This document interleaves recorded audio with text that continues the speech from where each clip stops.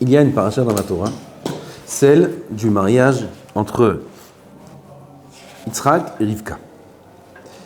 Yitzhak a pris Rivka comme femme, mais par l'intermédiaire d'Eliezer. Eliezer, le serviteur d'Abraham, a été envoyé par Abraham pour rencontrer Rivka et l'emmener à Yitzhak. Eliezer rencontre Rivka et il lui donne ce qu'on appelle une nedounia, comme on dit une nedounia en français, et il lui donne une certaine dot. Et là-bas, c'est écrit ce qu'il lui donne. On va lire ensemble ce qu'il lui donne, parce que de chaque chose qu'il y a écrit là-bas, on va apprendre des choses. Il écrit dans la Torah qu'il lui a donné Shne Tsemidim, Nezem Zav. Déjà, il lui a donné un beau bijou. Nezem Zav, ça s'appelle Beka Mishkalo, son poids est d'un Beka. On va voir ce que ça veut dire.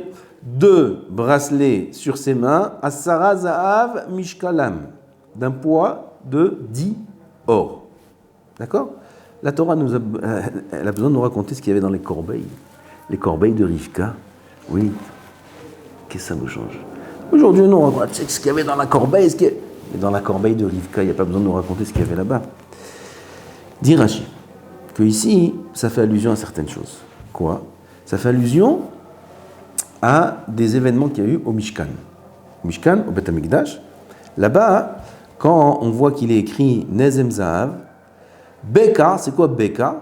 Remez les Shikle Israël, Beka la Golgolet. Beka, ça fait allusion au Machatzit à Shekel qu'ils ont donné dans le Mishkan. En quoi les cadeaux de mariage ou de fiançailles qu'a donné Yitzhak à Rivka doivent faire allusion au Mishkan ? Qu'est-ce que ça nous apprend, le rapport entre le Mishkan et le mariage ? Tu me suis ? Maintenant, écoute bien. Écoutez bien, je m'écoute d'abord en premier. Il dit ici comme ça.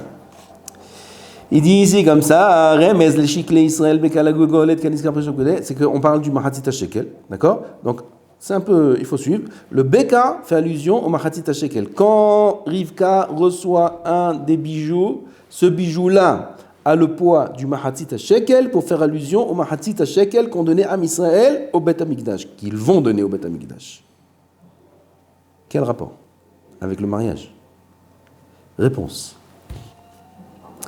Ça vient nous apprendre déjà que que la Shrina, que Hachem réside dans Am Israël, un homme doit se sentir déjà moitié.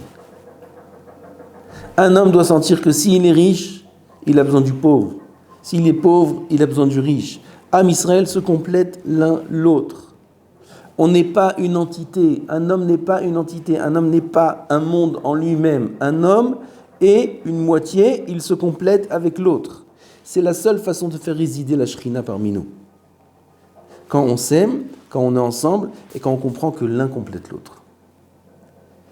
C'est ce que Abraham a voulu enseigner à Rivka.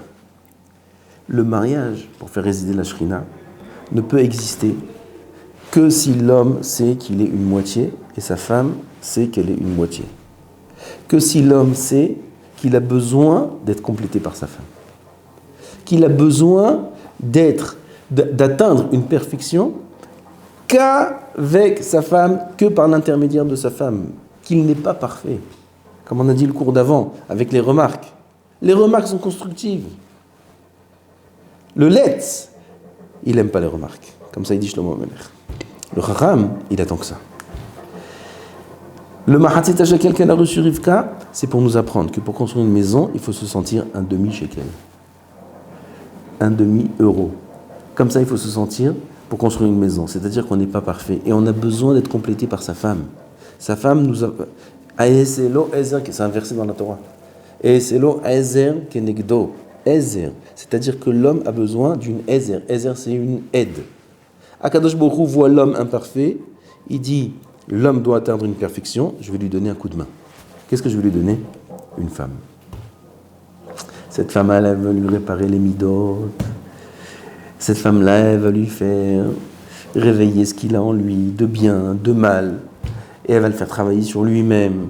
Et il va apprendre à donner, il va apprendre à se taire, il va apprendre à se travailler, il va apprendre à changer, il va apprendre à prier. Ribono shel olam, aide-moi, j'en peux plus avec ma femme. Aide-moi. Il va se renforcer en Emouna.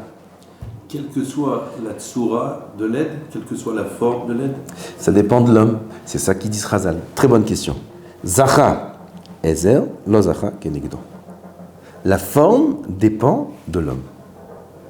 Si l'homme veut se prendre en main, à 100%, ça ne viendra que de manière positive. Si l'homme évite les problèmes, il tourne le dos, il n'a pas envie, il est fainéant, paresseux, il n'a pas envie de se travailler, il a envie de kiffer seulement, et ça viendra quoi qu'il arrive, mais de manière négative. Elle va lui faire la misère. Et malgré lui, il devra se changer. Et même s'il dit je la quitte, il y a une autre qui l'attend au tournant. On ne peut pas changer, on est dans ce monde pour travailler. Kadosh Baruch Hu nous a donné la femme qui a un clé extraordinaire, qui est la seule chose au monde qui peut faire bouger l'homme.